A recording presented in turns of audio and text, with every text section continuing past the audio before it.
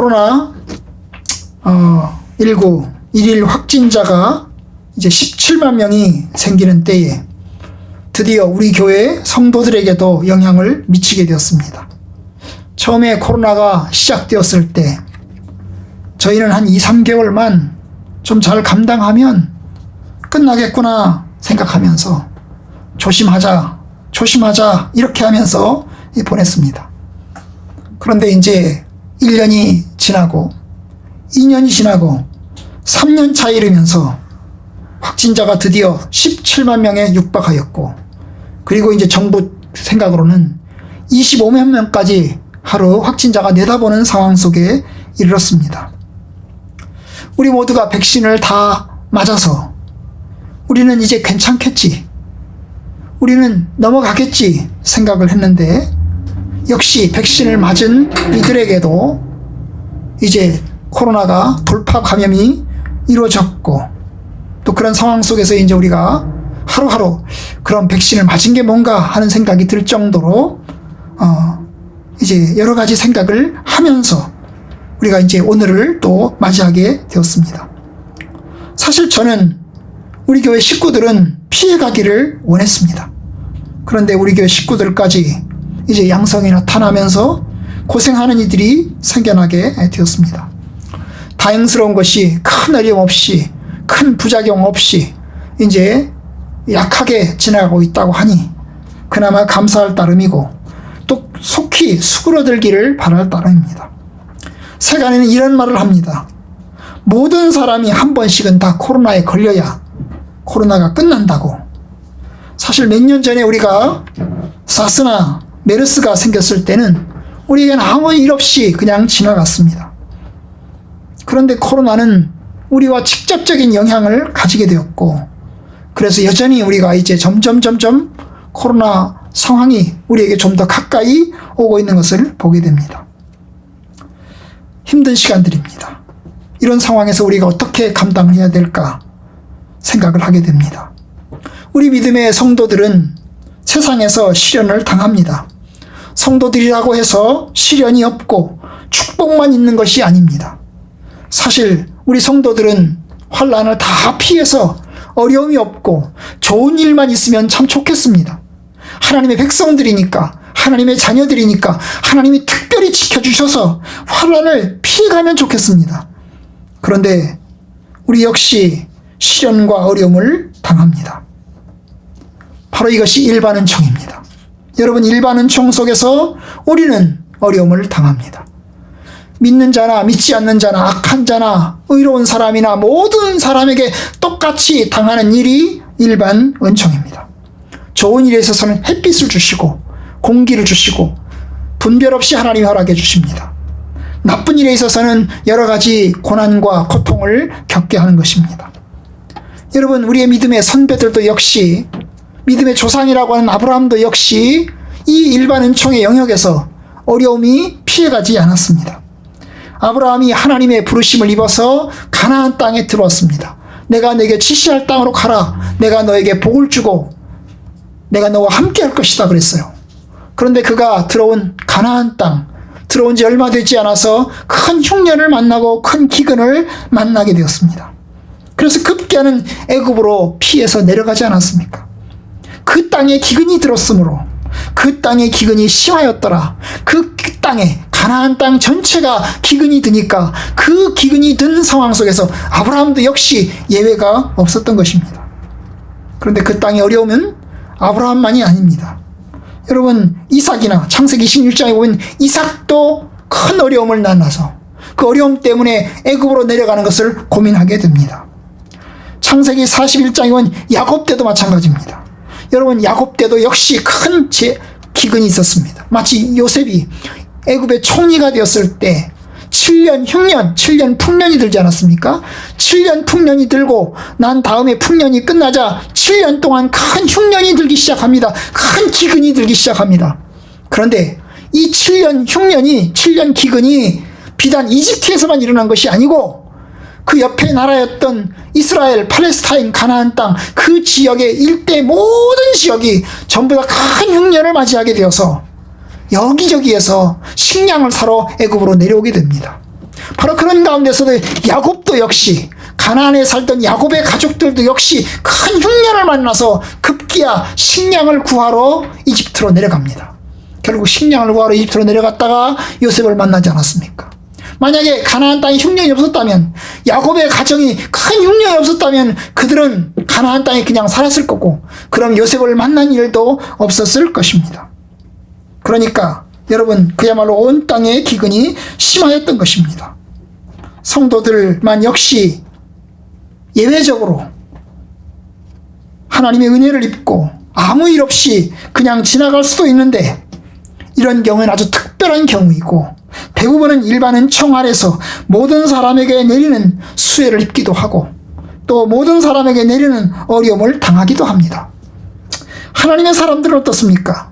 여러분, 아브라함뿐만, 이삭, 야곱뿐만 아니라, 여러분, 열왕기상 17장에 보면 북이스라엘의 아합 왕 때 큰 흉년이 듭니다. 이 북이스라엘에 내린 흉년은 아합 왕의 죄 때문입니다. 아합 왕이 아주 악독하고 하나님을 거역하고 우상 숭배를 하고 포갑 정치를 한 것 때문에 하나님께서 수년 동안 그 지역에 큰 흉년이 들게 하셨습니다. 그런데 그 흉년 때문에 고난을 당한 것은 아합 왕만이 아니고 그 아합 왕의 제국에 있는 모든 사람들이 순환을 당하게 되었어요. 그 가운데 바로 선지자 엘리야도 있었습니다. 여러분, 선지자 엘리야는 역시 가뭄을 선포했어요. 아합 왕에게 당신이 죄를 지었기 때문에 하나님께서 당신의 제국에 큰 흉년이 들 것입니다 라고 선포했습니다. 그런데 역시 하나님의 말씀을 선포했지만, 역시 엘리야 선지자 역시 그 흉년 가운데서 고난을 당하고 순환을 당합니다.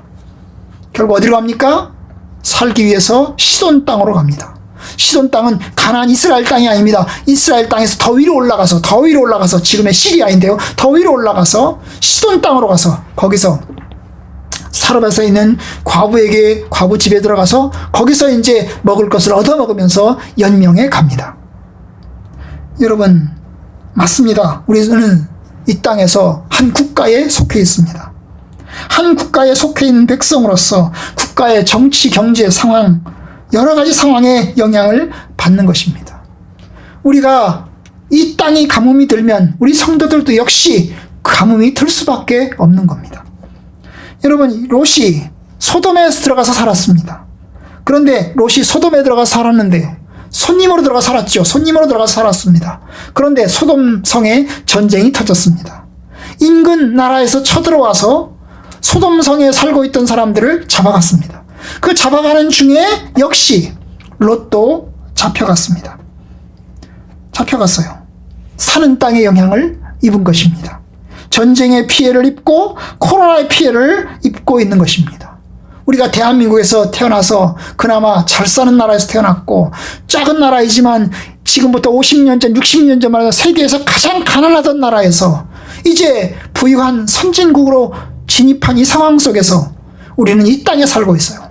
그런데 이 땅의 영향을 우리는 받고 있는 것입니다. 사실 우리는 이 땅에 살고 있기 때문에 이 땅의 안녕을 위해서 기도해야 되고, 그리고 이 땅의 국가와 번영을 위해서 신경 쓰고 노력해야 됩니다. 여러분, 우리가 이번 주, 다음 주에 대통령 선거를 합니다만은 대통령 선거에 투표를 모두 다 하셔야 됩니다. 이것은 우리가 하늘나라의 시민이고 하늘의 백성이지만 우리는 이 땅에 살고 있고 이 땅 영향을 받고 있기 때문에 이 땅 속에서 우리의 책임을 잘 감당해야 됩니다. 우리가 이 땅에 사는 삶 동안에 평화롭고 고요한 생활 중에 신앙생활을 잘 감당해 가려면, 여러분, 우리는 이 땅에서 신앙을 지키려면, 그리고 우리의 자녀들이 이 땅에서 살아가는 동안에 신앙을 지키고 살아가려면 우리는 정치에 대해서 관심을 깊이 가져야 됩니다. 그리고 투표에 힘써야 합니다. 여러분, 아브라함은 자기를 지키기 위해서 318명의 남자 군인들을 사병을 길렀습니다. 이 아브라함은 떠돌이 목동이었거든요. 그래서 양들을 데리고 자기 재산들을 지키고 이곳저곳을 옮겨다니면서 목축업을 했어요.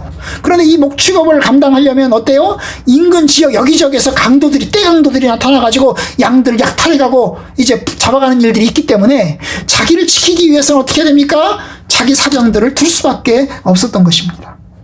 그래서 자기 사병들을 양성을 했던 거예요. 그뿐만이 아닙니다. 여러분, 아브라함과 이삭은 가는 데마다 우물을 파고 샘을 팝니다. 이 우물 파고 샘을 파는 것은 물을 얻어야 되는데, 이 물을 얻으려면 인근 마을에 물을 잘 얻을 수가 없기 때문에, 잘 안 주기 때문에 결국 자기가 물을 찾아서, 이제 물을 찾아서 샘을 찾아서 만들어 놔야 하는 것입니다. 바로 그런 것과 같은 거예요. 사도 바울은 예수 그리스도를 믿는 사도였습니다. 근데 그는 예수 그리스도를 믿고 난 다음에 빌립보서에서 이렇게 이야기를 했어요. 나는 그리스도를 알기 전에 가졌던 모든 것을 배설물로 다 버렸다. 배설물로 다 여겼다라고 빌립보서에서 이야기를 했어요. 하지만 여러분, 배설물로 모든 것을 다 버렸지만 그가 적대자들에게 잡혔을 때는 로마 시민권을 이용해서 로마 황제에게 항소해서 위기를 빠져나갑니다. 만약에 로마 시민권이 없었다면, 사도 바울에게 로마 시민권이 없었다면, 마치 그것이 우리 말로 하면 이제 대한민국 여권과 같은 것이고, 요즘 말로 말하면 미국의 시민권과 같은 것입니다. 그 시민권이 없었다면 그는 영락 없이 그는 적대자들에서 죽임을 당했을 것입니다. 그러니까 여러분, 배설물로 사도 바울이 버린다고 했지만 그가 버린 것은 로마 시민권이 아니고 무엇입니까? 여러분, 삶의 중요한 가치들, 우선순위들을 이 땅의 가치와 이 땅의 순서에 따라서 갖지 않겠다는 뜻입니다. 이 땅에서의 권력과 명예를 추구하지 않겠다는 것이고, 그는 사도 바울로서, 바울 사도로서 그가 3차 전도여행에 걸치면서 여기저기를 다니는 동안 그의 시민권은 그야말로 많은 도움을 주었을 것입니다. 여러분, 우리에게 주어진 은혜는 우리가 잘 가지고 간직한 채 감당해 나가는 것입니다. 우리가 이 땅에서 태어난 것 하나님의 은혜입니다. 대한민국에서 태어난 것이 하나님의 은혜이고, 또 자유롭게 예배할 수 있는 은혜를 주신 것도 하나님의 은혜입니다. 이제 우리는 선거를 통해서 주권자를 뽑고 좀 더 우리의 가치를 주장할 수 있게 됩니다.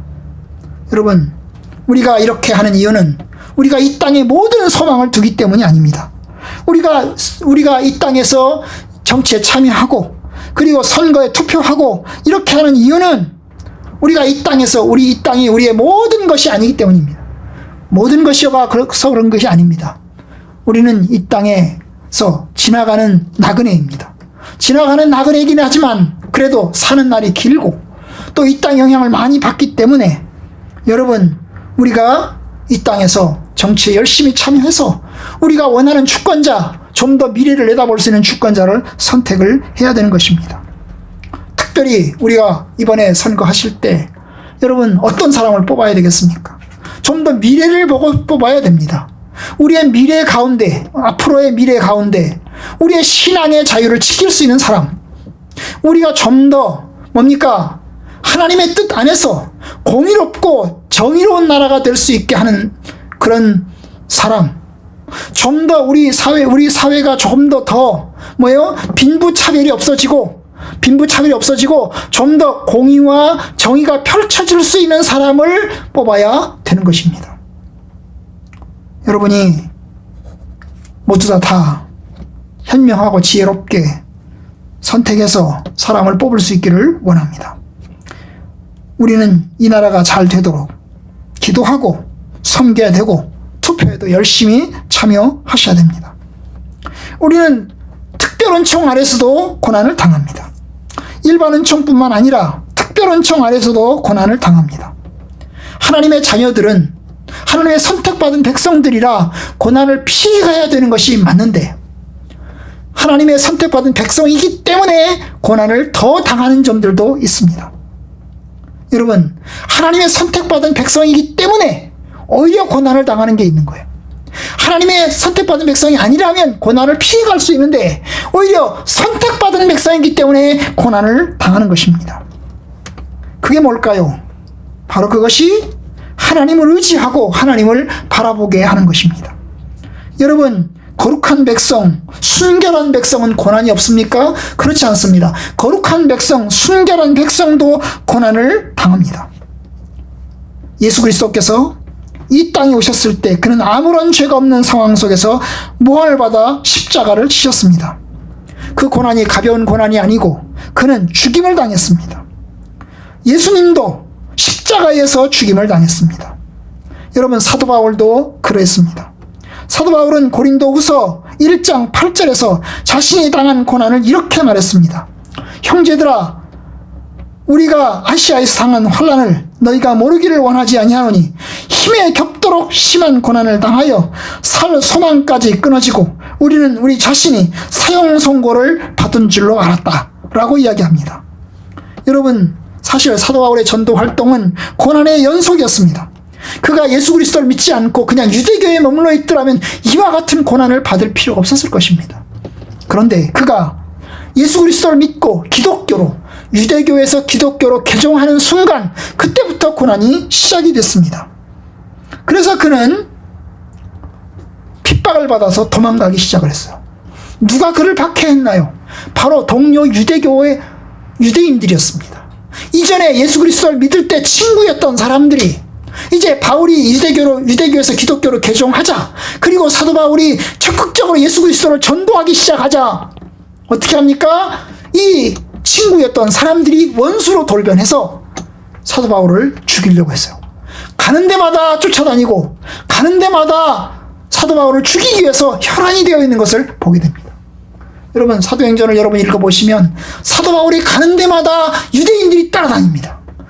가는 데마다 따라다녀요. 그래서 유대인들이 사도 바울을 비난하고 욕하고 고소하고 돌로 치고 이렇게 하는 것을 보게 됩니다. 예수 믿는 사람이 늘어날수록, 사도 바울의 전도가 더 강하면 강할수록 더 핍박은 커져만 갔습니다. 그 핍박의 핵심은 바로 로마인이 아니고, 로마 사람들이 사도 바울을 핍박한 것이 아니고 유대인들이 핍박했다는 사실입니다. 여러분, 그래서 사도 바울은 사도행전 14장 22절에서 그는 이렇게 말했어요. 우리가 하나님 나라에 들어가려면 많은 환난을 겪어야 할 것이다. 우리가 하나님 나라에 들어가려면 많은 환난을 겪어야 될 것이다. 그는 이미 루스드라에서, 바로 그 이전 지역 루스드라에서 동료 유대인들에서 돌로 맞았어요. 그리고 두들겨 맞아가지고 사도 바울이 기절하고 쓰러지니까 죽은 줄 알고 성 밖에 가다 내다 버렸어요. 바로 그런 상황 속에서 그가 이제 기절했다가 죽음의 직전까지 가서다가 깨어나가지고 이제 성도들에게 다시 돌아와서 성도들에게 이야기하는 말이, 우리가 환난을 당해야 된다, 더 많은 환난을 견뎌야 된다라고 이야기를 하는 것입니다. 맞아요. 그렇습니다. 사도 바울이 당하는 환난이 쉬운 게 아닙니다. 예수님이 십자가에서 죽으신 그 고난만큼이나 사도 바울에게 주어진 것이 너무나 힘겹고 어려웠습니다. 그래서 말했어요. 우리가 아시아에서 당한 환난을 너희가 모으기를 원하지 아니하노니 이는 힘에 겹도록 심한 고난을 당하여, 힘에 겹도록 심한 고난을 당했다는 거예요. 여러분, 보통 우리는 이렇게 이야기합니다. 하나님이 우리에게 감당할 시험만 주셔. 고린도서 10장 13절에 있는 것처럼 사람이 감당할 만한 시험밖에는 너에게 당한 것이 없다고 이야기했는데, 우리는 감당할 만한 시험만 주시뇨 라고 이야기하지만, 그러나 여러분, 사도 바울에게 있어서는 감당할 만한 시험이 아닙니다. 감당하기 어려운 시험인 것입니다. 왜냐? 힘에 겹도록 심한 고난을 당했어요.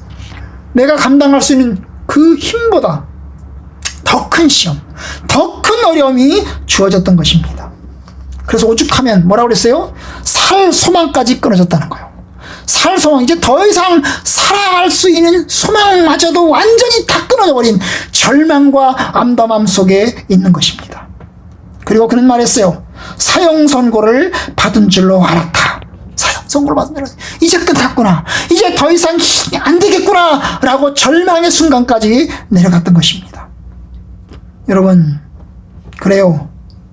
우리 역시 이와 같은 상황 속에 내려갈 수 있습니다. 죽고 싶은 마음이 들 때도 있고, 자살하는 충동이 들 만큼 심하고 힘겨울 수 있습니다.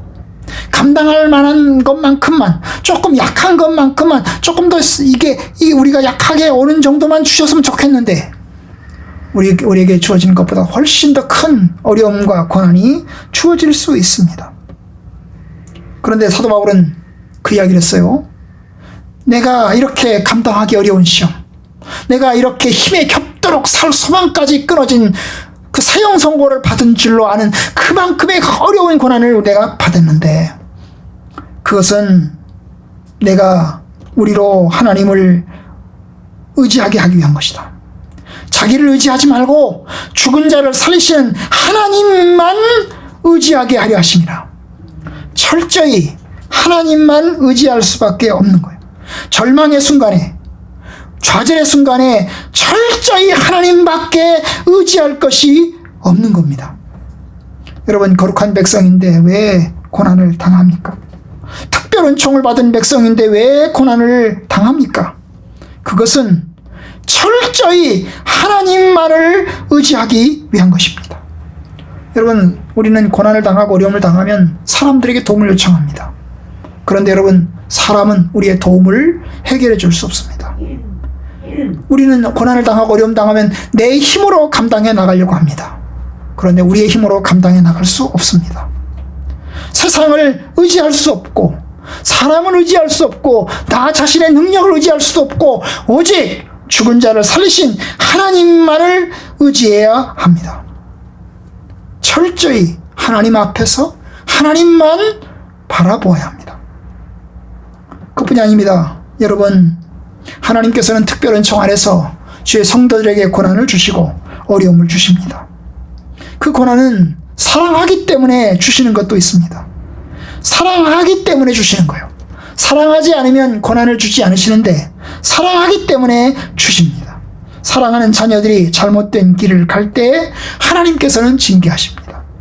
여러분, 사사기서를 보면 이스라엘 백성들이 하나님을 떠나 우상 숭배를 할 때 하나님께서는 주변 나라를 통해서 이스라엘을 징계하시고 징벌하시고 벌 주십니다. 사랑하기 때문입니다. 주변 나라를 통해서 침략을 당하고 고난을 당하는 이유는 사랑하기 때문입니다. 그는 이스라엘을 사랑하십니다. 하나님은 이스라엘 백성들을 무진장 사랑하십니다. 그런데 그 이스라엘 백성들이 잘못된 길을 갈 때는 어때요? 하나님께서 그냥 두지 않습니다. 이방 사람들이라면 그냥 두십니다. 이방 민족이라면 그냥 두십니다. 그런데 그의 자녀들은 엄하게 훈련시키십니다. 마치 우리 자녀들이 잘못된 일을 하면 부모가 혼내는 것 같습니다. 무서울 정도로 혼을 내는 거지요. 사실 우리 자식이 아니고 남의 자식이면 그렇게 혼내지도 못합니다. 왜요? 남의 자식을 혼냈다는 경찰서 잡혀가거든요. 그런데 우리 자식이니까 혼낸다고요. 근데 사랑하니까 혼낸다고요. 그런데 받아들이는 자녀 입장에서 보면 무서운 거예요. 자녀 입장에서 보면 그 아버지가 혼내는 것이, 부모가 혼내는 것이 무서운 거예요. 그런데 여러분, 하나님도 마찬가지입니다.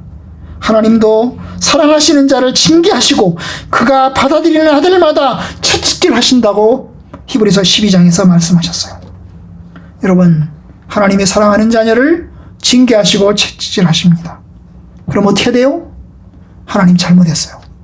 하나님 잘못했어요. 회개합니다 해야 돼요. 그러니까 여러분, 우리가 아무런 잘못이 없는데 우리가 고난을 당할 때 우리는 철저히 하나님 의지해야 되고, 우리가 잘못해서 하나님 앞에 고난을 당할 때 우리는 하나님 앞에 자복하고 회개해야 합니다. 그런 의미에서 하나님은 특별 은총을 받은 주의 자녀들에게도 고난을 허락해 주십니다. 그래요.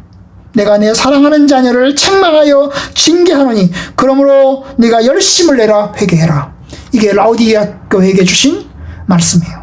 요한계시록 3장 19절. 그래요. 내가 사랑하는 자를, 내가 내 사랑하는 자를 책망하고 내가 내 사랑하는 자를 징계한다. 네가 열심을 내라. 회개해라. 그렇게 살지 마라. 하나님께서 이야기하시는 것입니다. 여러분, 코로나 사태는 일반 은총 속에서 우리가 당하고 있습니다. 일반 은총 속에서 당하고 있어요. 모든 사람이 당하고 있어요. 우리만 당하는 게 아니라 우리나라 모든 백성들이 다 지금 코로나 상황 가운데 있습니다. 그뿐만 아닙니다. 우리는 하나님의 자녀이고 하나님의 백성입니다. 하나님의 자녀이고 하나님의 백성임에도 불구하고 하나님께서는 우리에게 이와 같은 재앙을 성도들이라고 피해가고 성도들이라고 이렇게 아무 일 없이 지나가게 하지 않고 성도들도 그 고난의 길을 걸어가게 하십니다. 우리 어떻게 해야 될까요? 여러분, 하나님을 의지합니다. 우리의 삶에서 본질적인 부분이 무엇인가? 가장 중요한 것이 무엇인가를 깨닫게 하십니다. 우리는 삶에서 본질적인 것과 주변부적인 것을 구분해야 됩니다. 여러분, 하고 싶은 것이 있고 해야 할 것이 있습니다. 저는 우리 아이들에게 이야기합니다. 네가 하고 싶은 것이 있고 네가 반드시 해야 될 게 있다. 여러분, 하고 싶은 것과 해야 할 것 중에서 무엇을 먼저 해야 됩니까? 중요한 것이 있고 중요한 것이 있고 그 다음에 중요하지 않은데 급한 것이 있습니다. 여러분, 중요한 것과 급한 것이 있으면 무엇을 먼저 해야 합니까? 여러분, 우리는 중요한 것이 아닌 급한 것에 매달려서 살아갑니다. 그런데 여러분, 급한 것보다 중요한 것을 먼저 해야 합니다. 중요한 것이 있어요. 급하지는 않으나 중요한 게 있는 거예요. 급하지는 않은데 중요한 일이 있어요. 근데 중요하지는 않은데 급한 일이 있는 거예요. 뭘 먼저 해야 됩니까? 중요한 걸 먼저 해야 되는 거죠. 삶의 우선순위. 내가 중요하게 생각하는 것, 내가 생각하는 가치, 가장 중요한 가치, 그것을 먼저 해야 되는 것입니다. 바로 이것을 우리가 구분해야 돼요. 그런데 우리가 그걸 구분하지 않으니까 여러분, 본질적인 부분을 제쳐놓고 중요한 것은 좀 제쳐놓고 중요하지 않은 것, 사소한 것, 급한 것에 매달려서 열심히 따라다닙니다. 여러분, 가장 중요한 것이 뭘까요? 우리는 하나님을 의지하는 겁니다. 이 세상에서 60년, 70년, 80년을 사는 동안에 가장 중요한 것, 우리의 목숨을 걸 만큼 중요한 것, 그것은 하나님을 의지하는 겁니다. 여러분, 우리는 세상에서 지나갑니다. 코로나 걸려서 죽을 수도 있어요. 지나갑니다. 교통사고로 죽을 수 있어요. 지나갑니다. 우리의 영혼이 있어요.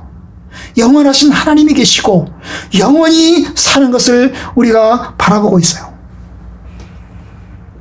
여러분, 우리가 하나님 앞에서 중요한 것을 신경 써야 됩니다. 그런데 우리가 중요한 것을 신경 쓰지 못하니까, 급한 것을 신경 쓰니까 우리는 점점 세상을 향해서 나아가는 것입니다.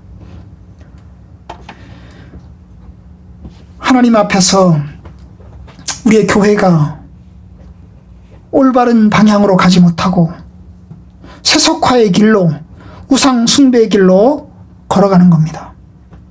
그럴 때 하나님 우리에게 징계를 주시고 고난을 주십니다. 하나님 중심적인 가치와 삶을 살라고 하십니다. 여러분, 우리가 하나님의 뜻 안에서 올바로 있으면 흔들리지 않을 것입니다.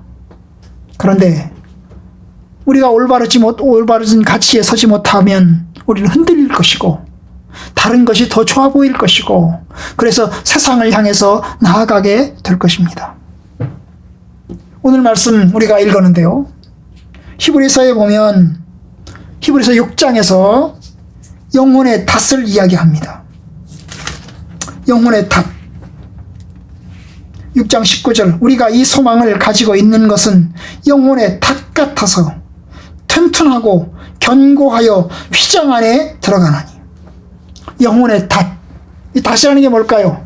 이 닷은 배를 한 자리에 멈추게 하는 소위 갈고리를 이야기합니다.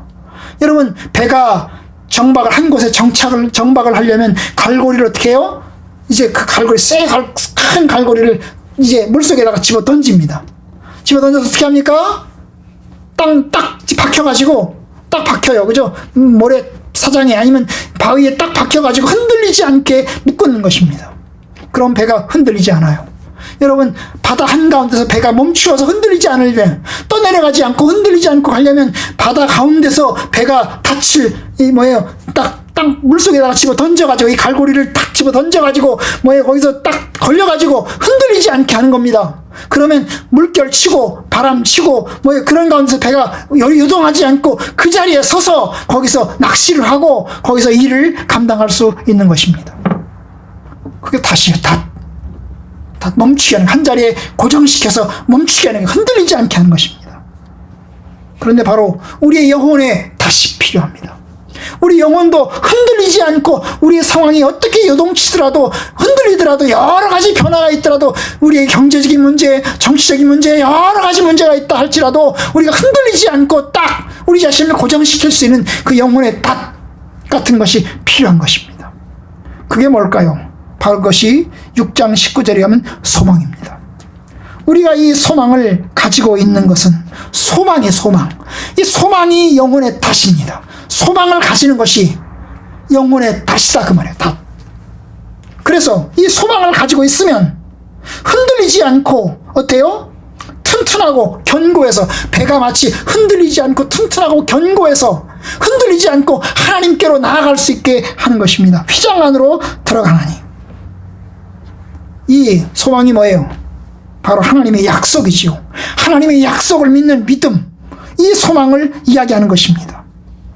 여러분, 그래서 성도들은 이 세상에서 소망이 필요합니다. 믿음에 기반한 소망이 필요한 것입니다.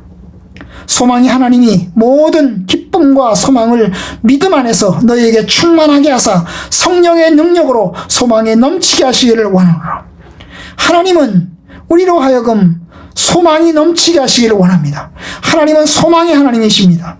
이 소망이 있으면 세상의 고난을 이겨낼 수 있습니다. 믿음의 선배들은 나그네된 세상에서 소망을 가지고 있었습니다. 하늘나라의 소망을 가지고 있었어요. 영생의 소망을 가지고 있었어요. 그 소망은 그들에겐 비전이었습니다. 하나님이 약속하신 것을 바라보고 마음속에서 바라보고 그리고 그것에 초점을 두고 흔들리지 않고 나아가는 것입니다. 여러분, 그것이 우리에게 필요합니다. 하늘나라의 소망을 가지는 거예요. 흔들리지 않고 바라보는 것입니다. 우리는 그 소망을 다 가져야 됩니다. 여러분들은 그것을 가졌습니까? 이 살았다. 그 증거는 하나님의 약속을 품고 바라보는 것입니다. 하나님의 뜻이 이루어질 것이라고 하는 소망, 하나님께서 우리에게 궁극적으로 승리를 가져다 줄 것이라고 하는 소망, 그것이 우리가 가져야 되는 소망입니다. 아무리 힘들고 어려워도 우리에게는 소망이 있습니다. 아무리 절망스러워도 우리에게는 소망이 있습니다. 그것이 성도들이 가지고 있는 소망이에요. 우리가 사도신경에서 매주마다 고백하잖아요. 저리로서 산자와 죽은 자를 심판하러 오시리라. 주님께서 다시 오실 것이다. 우리는 하나님 앞에 설 것이다. 주께서 우리를 구원하실 것이다. 우리는 하나님과 함께 영원한 복락을 누릴 것이다. 이것이 우리가 가지고 있는 소망입니다. 믿음의 사람들은 이 땅에서 나그네로서 살면서도 영생의 소망을 가졌어요. 생각해 보세요. 아브라함은 저 멀리 메소포타미아에서 가나안 땅으로 왔어요. 그러면 가나안 땅에서 그는 나그네예요. 나그네죠. 메소포타미아가 고향이죠. 원래 고향이죠. 메소포타미아에서 떠나왔어요. 모든 것을 가지고 이곳으로 옮겨왔어요. 이곳에서 그는 나그네예요. 주인이 아니에요. 나그네예요. 만약에 그가 주인이 되길 원했다면 땅을 샀을 거예요. 땅을 샀을 거예요. 우리도 가지려고 하잖아요. 땅을 사려고 하잖아요. 그런데 아브라함은 땅을 사지 않았어요. 가나안 땅에 와서 땅을 사려고 몸부림치지 않았어요. 가나안에 살고 있는 사람들처럼 나도 땅을 가져야 되겠다. 어떻게 하면 땅을 가질까? 좋은 땅을 차지해서 내가 가져야 되겠다. 아브라함은 그런 생각이 없었어요. 그는 이 목축업을 하면서 이곳 저곳을 돌아다니면서 정착을 했어요. 그 지역 사람들과 함께 어울리면서 나그네로서 살았어요. 부엘세바에서, 헤브론에서, 세겜에서, 베델에서 여기저기서 움직이면서 살았어요. 그 속에는 뭐가 있었어요? 그 속에는 하나님의 나라가 있는 거예요. 하나님께서 영생의 소망을 그에게 주셨는데 그 영생의 소망, 하늘나라의 소망을 가지고 있었던 것이에요. 바로 그와 같아요. 여러분, 저도 그래요. 저도요, 제주도 출신이잖아요. 서울에서 살잖아요. 뭐 서울에 조그마한 집은 하나 있긴 하잖아요. 그래서 이게 생각해 보면요, 저는 제주도 가도 제주도가 제 고향이긴 하지만 거기도 객지예요. 왜냐? 거기 땅이 하나도 없거든요. 집도 없거든요. 역시 객지예요. 그죠? 객지예요. 서울은 어떨까요? 서울도 객지예요. 뭐 제가 마음을 두고 그냥 뭐 이렇게 나의 뭐 그냥 영원한 마음을 딱 둘 만한 그런 곳이 아니에요. 서울에서도 역시 이사를 다니잖아요. 그죠? 한 곳에 정착해서 박연 성도님은 한 곳에서 태어나서 그 집에서 태어나서 무슨 일 살고 있지만 저희는 이사를 엄청 많이 다녔어요. 저희 결혼해가지고 이사만 도 20번을 넘게 다녔으니까요. 20번을 넘게 다녔으니까 이사를 엄청 많이 다녔어요. 역시 객지예요. 여기도 객지예요. 홍은동 성수동에 있다가 이곳으로 와서 이제 12년째인데 여기도 역시 객지예요. 아직 정착을 못했어요. 아마 이 땅에서 우리가 한 곳에 영원히 정착하지는 못할 거예요. 여러분들에게도 마찬가지입니다. 여러분이 이곳에서 살지만 영원히 이곳에 살 곳이 아닙니다. 우리에게는 하나님 나라의 소망을 가지고 있어요. 그 하나님 나라의 소망을 여러분들이 넘치도록 가지셔야 됩니다. 그럼 이 소망을 가지면 세상의 고난을 이겨낼 수 있습니다. 또 한 가지 말씀드리고 마치려고 합니다. 여러분 성도들이 시련 속에서 가져야 되는 것이 한 가지가 소망이라면 또 한 가지는 인내입니다. 히브리서 10장에 보시면 10장에서는 인내에 대한 이야기를 합니다. 그러므로 너희의 담대함을 버리지 마라. 이것이 큰 상을 얻게 되느니라. 소망을 가지고 인내하는 거죠. 36절 너희에게 인내가 필요함은 너희가 하나님의 뜻을 행한 후에 약속하신 것을 받기 위함이라. 소망이 있는 사람이 인내를 가지는 것입니다. 하나님 나라의 소망을 가진 사람이 인내를 가지는 것입니다. 이 두 가지는 같이 가는 거예요. 소망과 인내는 같이 가는 것입니다. 너희에게 인내가 필요한 것은 너희가 하나님의 뜻을 행한 후에 아직 이루어지지 않았죠?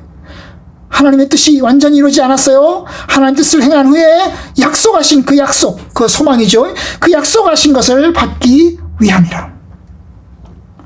여러분, 그래요.